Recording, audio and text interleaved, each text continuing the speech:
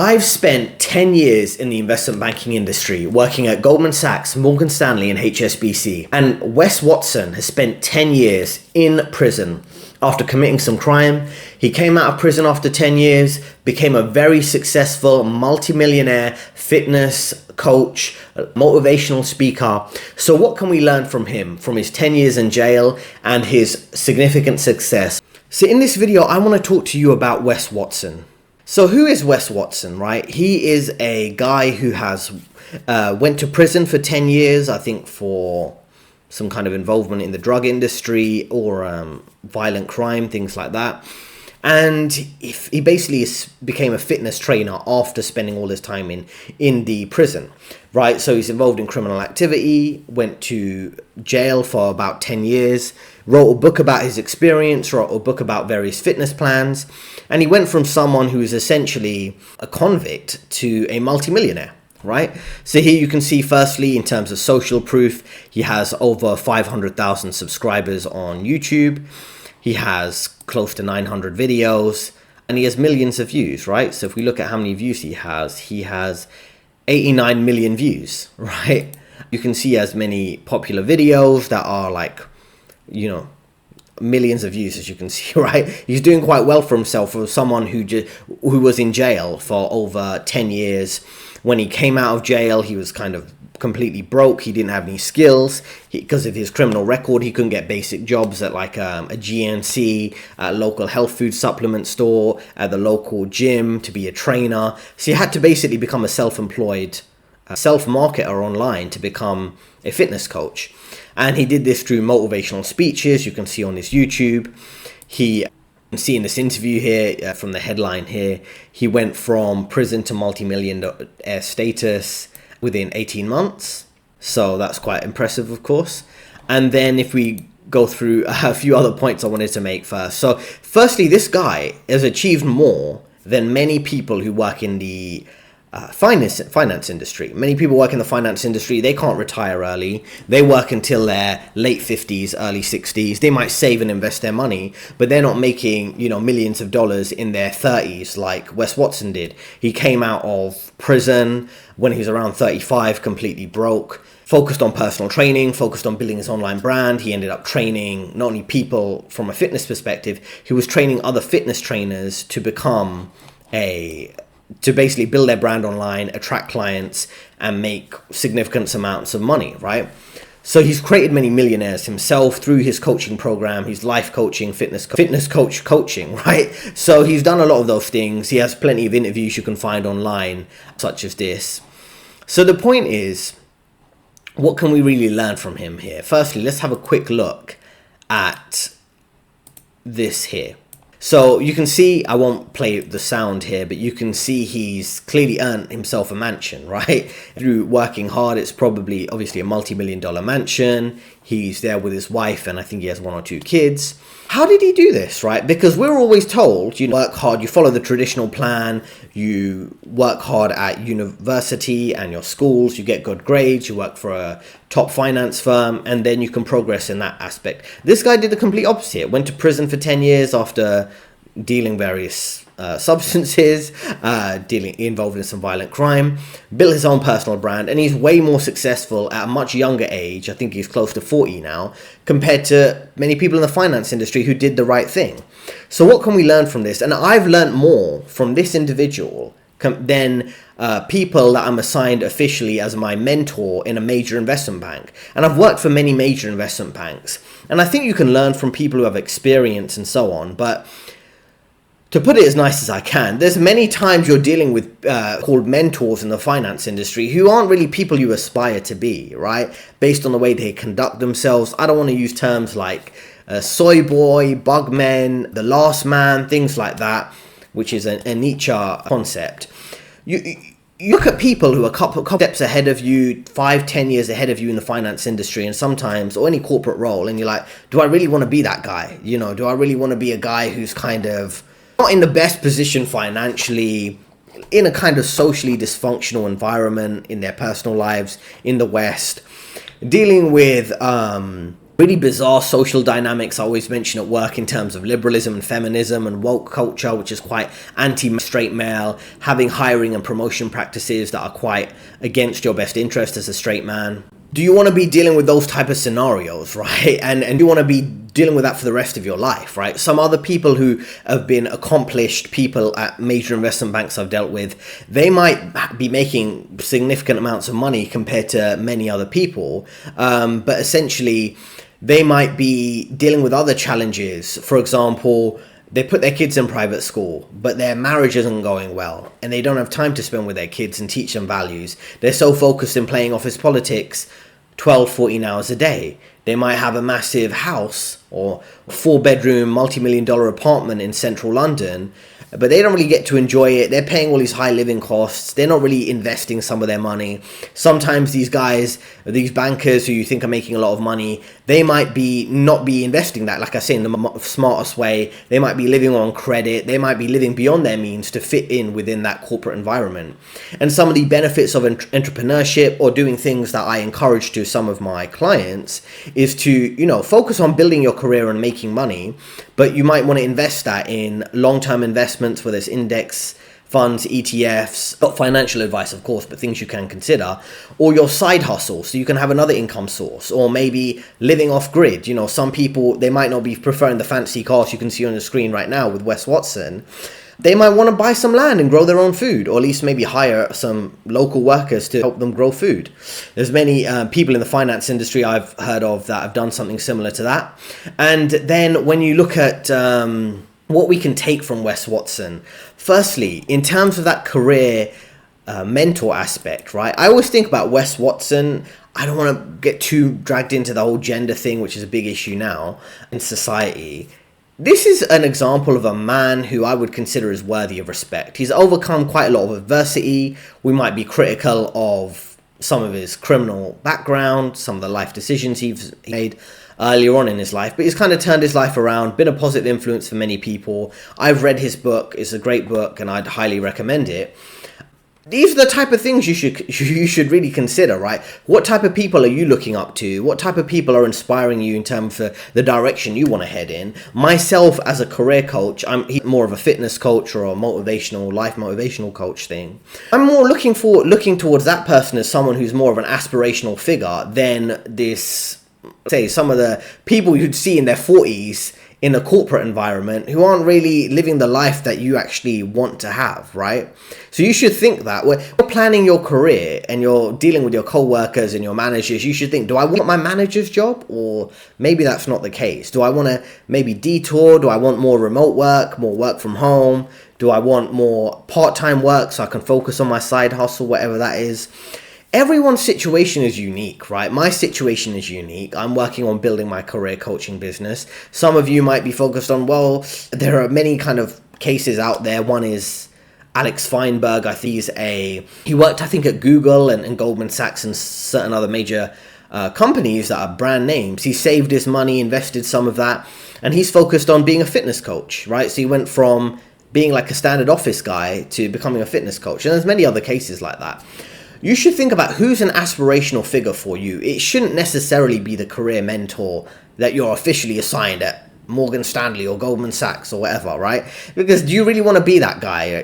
Some of these guys, they might not be making a lot of money. They have to deal with office politics day and night. They're balding. They might be out of shape. They're not in the best position financially. Dysfunctional relationships, dysfunctional family dynamics.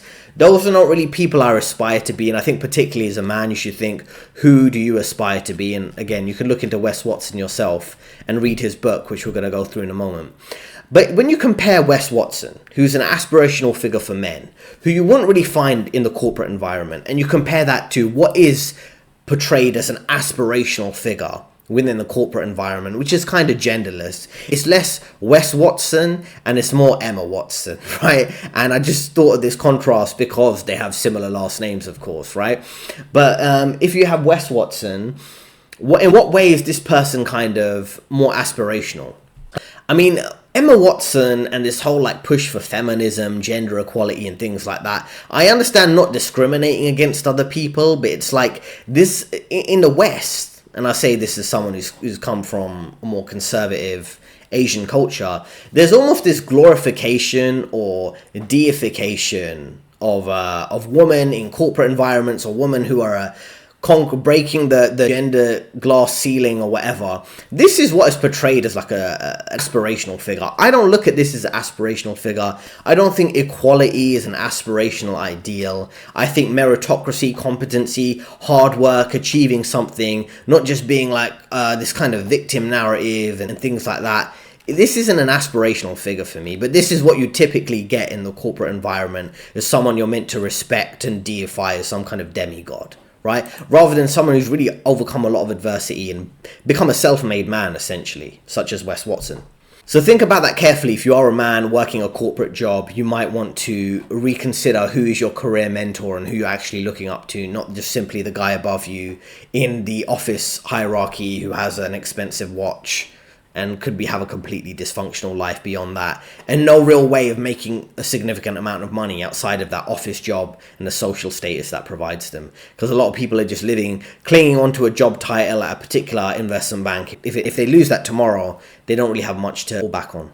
Now, I described to you a bit about his backstory, overcoming the adversity, dealing with all these type of scenarios. And what you could look at here is how he's built a successful backstory for himself, right? He's done plenty of podcast interviews, buying his $5 million car, his motivational message for men, dealing with, having ruthless discipline, his interview with Fresh and Fit, becoming a millionaire of social media and starting being broke and things like that. And there's a very excellent video which is here. It's called Stop Stopping Yourself. I definitely think this is a good video because he firstly explains his story quite well. Now, when you're writing your CV, this is what you should take from him right now.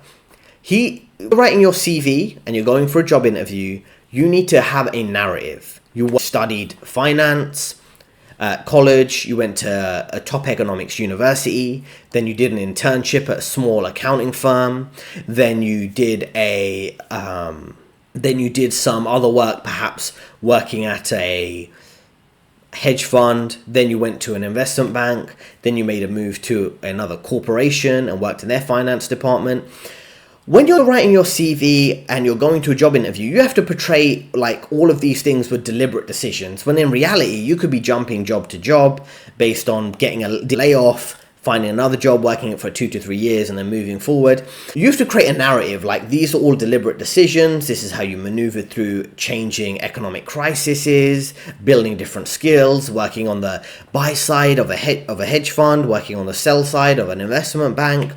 Dealing with this type of thing, you have to create a narrative. And that's something he's done well for himself in terms of building his brand. In the same way you develop an online brand like Wes Watson, you develop a professional brand in the company you're working for, on your CV, in your interviews, when you're explaining your career. Now, the other thing we can take from Wes Watson is his leadership skills, right? You can go ahead and listen to some of his content. He speaks quite clearly, concisely, in a very motivational, direct, militant efficiency, assertive way. Now, I react quite positively to that, right? As long as it's not insults. Sometimes he does go a bit too far and tries to insult his audience, which I don't think is a good thing to do. But I think being quite direct and speaking like a military general in a sense can be quite motivational for men. In a corporate environment, you want to show those leadership skills too, like I'm doing now, and speaking quite assertively and from a position of experience and confidence. But just maybe tone it down, maybe not push it as far as he does in terms of, again, the work environment is quite liberal and feminist, and you're going to deal with a lot of the kind of weak, effeminate, liberal men who find this type of assertiveness a bit too much. But any type of leadership and confidence is very important to show. And that's another thing we can take from Wes Watson that, to be frank, you wouldn't get from a lot of official career mentors you'll be assigned in your corporate jobs. Now, in this video, I want to go in a bit more depth in terms of what Wes Watson has to offer us, right? Is a book about Wes Watson's time within prison for over 10 years, roughly 10 years, and creating an unbreakable mindset, which is essentially a mindset that we can learn from in the corporate environment if you want to progress in your career. Now, what can we learn from here? There's a few choice quotes I'm going to take from the book. One here is him describing his mentality when he was going into gym. Yeah, when he's going into prison, right? He treated it like a gym. He was going to be in prison, read some books, but mainly focus on his fitness, which led to his multi-million-dollar fitness brand. So sometimes you're working a job, maybe it's a job you hate, but you need to make the best of your circumstances, right? And this is kind of a key lesson here. I've been at companies where I've worked at, and I've been working with other people who are quite unhappy with the job, and they were looking for another job. So what they did was they spent several months interviewing elsewhere, but in the meantime they were kind of going through the motions of their job, doing, I wouldn't say the bare minimum, but close to the bare minimum, going to the gym in the middle of the day because they had an office gym, or kind of arriving on time, leaving slightly early. They made the best of their circumstances, and they used the company to pay for some of the professional qualifications they wanted to complete. They did some risk management qualifications, they did some coding qualifications around algo trading, things like that.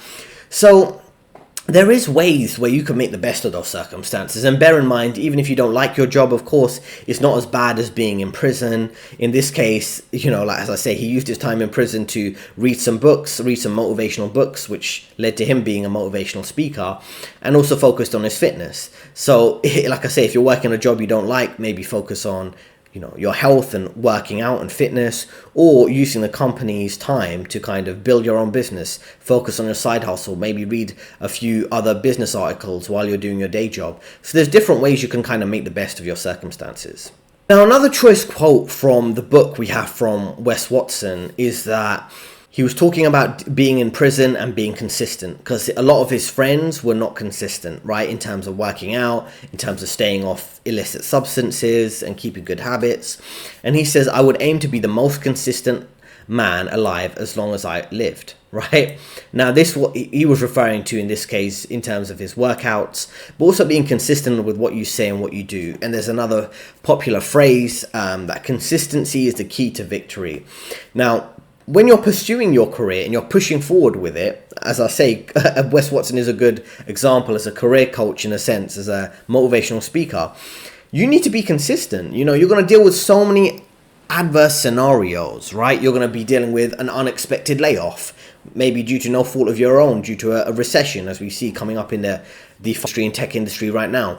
You might be dealing with you might be on good terms with your management and your team, and then some of those people leave, and then the new people are not so easy to work with. The positive rapport you dealt with your previous managers changed, and now they don't see you as favorable for a promotion. All these things can come up, and they're not your fault, but you're having to deal with those circumstances. So being consistent is quite important, and pushing forward. If your circumstances change quite dramatically in terms of your professional environment, you might want to look for another job. You might want to consider if you want to try a slight career change. But you've got to be consistent with your goals. Same when you're consistent with saving money, investing money, being your long-term, maybe early retirement goals, which some of the goals I have, for example, building your side business, things like that. Like I said, I'm working on becoming a career coach. You might be focused on maybe a weight loss goal, maybe a goal to help your kids, homeschool your kids. I have known people who have been working quite hard in the corporate environment, and they're clearly not too motivated by the job itself, but they want to provide a good life for their kids. So what do they do in those circumstances? They effectively work hard and then hire maybe some extra help to help homeschool their kids, or maybe a man is working hard at their job so their wife can stay home and homeschool their kids. They can put their kids in private school. All these type of things are, you know, when you want to be consistent in a very difficult scenario, whether it's in prison like Wes Watson or working a job you don't like, it's all about finding your why and why should you be consistent, right? And that's quite important to consider, particularly when you are dealing with some of the challenging scenarios we are dealing with in this society, right? Say you're consistent to work in your day job, but you realize, okay, I'm being consistent, but the money I'm making is not really paying me enough to save and invest for the early retirement, or to buy a house, or to invest significantly as I want, or to maybe have a family and things like that. So then you've got to think, okay, I want to be consistent in my goal, but maybe being consistent in my goal is not being consistent in my current career choice, in my current job. What changes do I need to make? And that's when you need to reevaluate your scenario, what your long-term goals are, really take some time to yourself to think these through. The service I offer as a career coach is to help people talk this through and think this through so they can make long-term life plans that really align their wants and desires with being consistent with those and consistent with their values and not just the company they're working for. So consistency is the key to victory once you know what you're being consistent for, not just working a 9 to 5 and clocking in at 9, leaving at 5 just to keep your manager happy, just to keep the company you work for happy. There's a lot more to it than that. Here's another quote I wanted to focus on. The man who takes more pride in the steps to attain the results than the results itself cannot be stopped. The work truly instills the worth. What is he trying to say here, right? He's trying to say that it's very easy to get caught up in the end goal. You're looking for a promotion, so you're just focused and thinking on the promotion, the job title, the money you'll make then. What you should be focused on is the steps you take to achieve that goal. Maybe putting in extra time, working slightly longer hours and working on a new project, making sure that project is successful so you can be perceived positively by senior management and get that promotion. Think about the steps you're working on rather than simply, what the outcome is. I want to be a managing director, have an easy life, things like that. Think about the day-to-day steps, the day-to-day systems you take, right? So for example, for me as a career coach, it's making these videos on a consistent basis so you can watch them and benefit from your career, and people who are interested in career coaching will contact me. For other people, for different stages of my career, I was working at Goldman Sachs, for example, as an analyst. I got promoted to senior analyst, so I went one step up.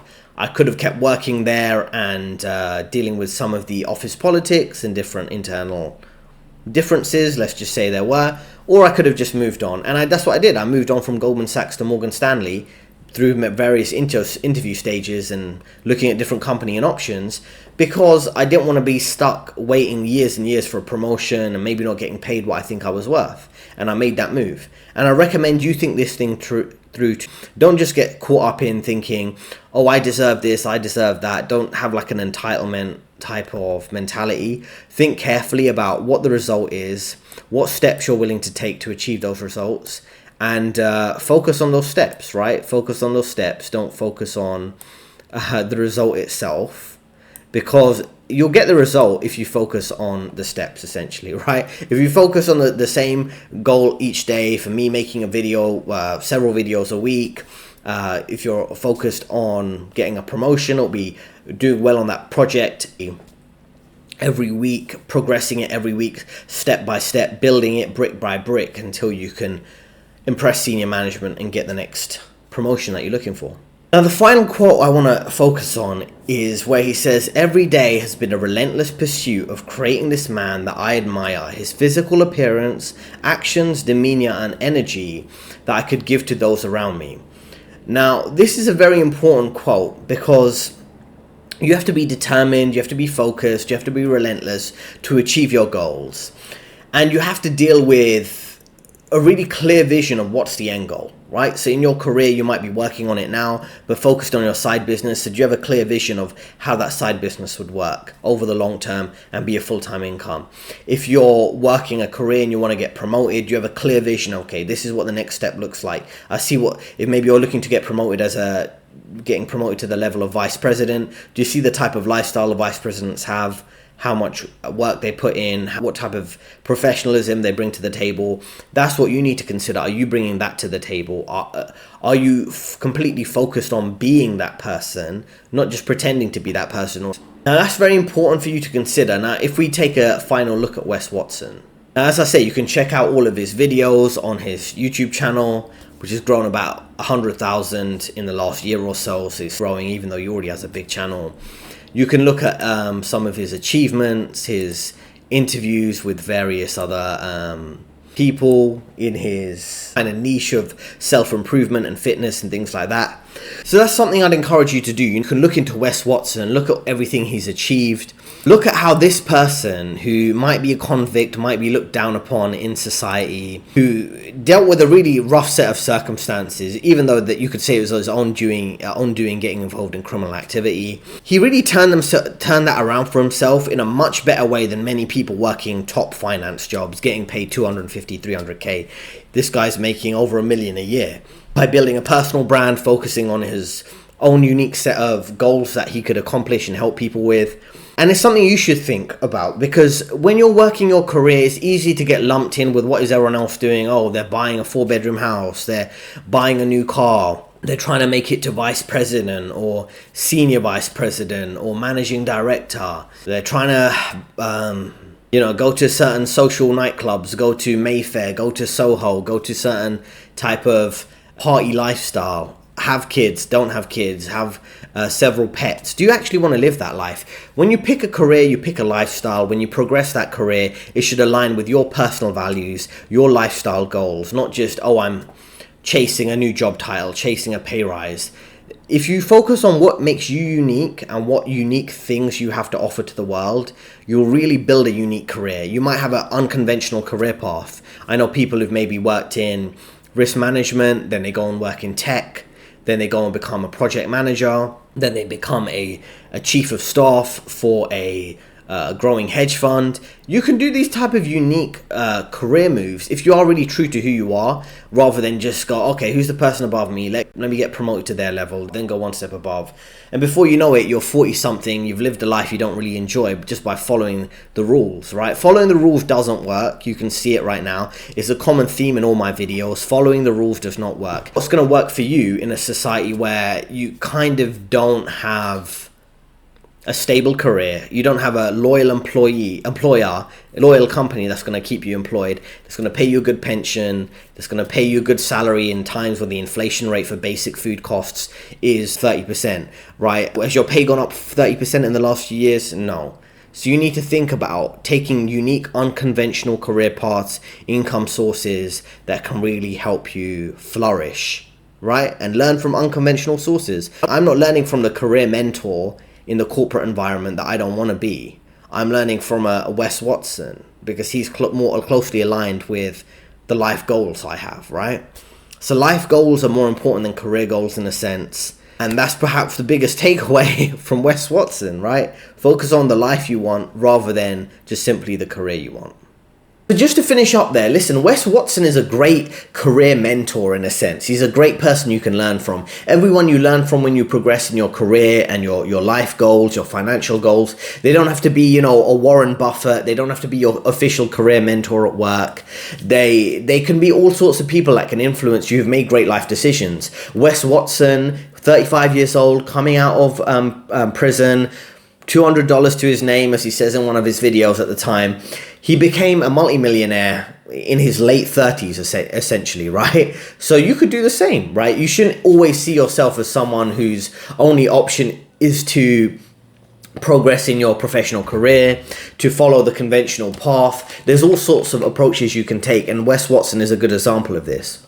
Wes Watson is a good example of how you don't have to just focus on being successful in your 20s, or if you haven't made it in life by the time you're 30, you're done. This guy come out of prison at 35 and he turned his life around. It's never too late to succeed. Obviously, the earlier the better. Save your money, invest your money, focus on your career goals, build the life you want, not the life that the corporation you're working for tells you should want, and maximize your freedom, maximize your leverage by focusing on your unique personality, your unique skill set in the same way that Wes Watson has.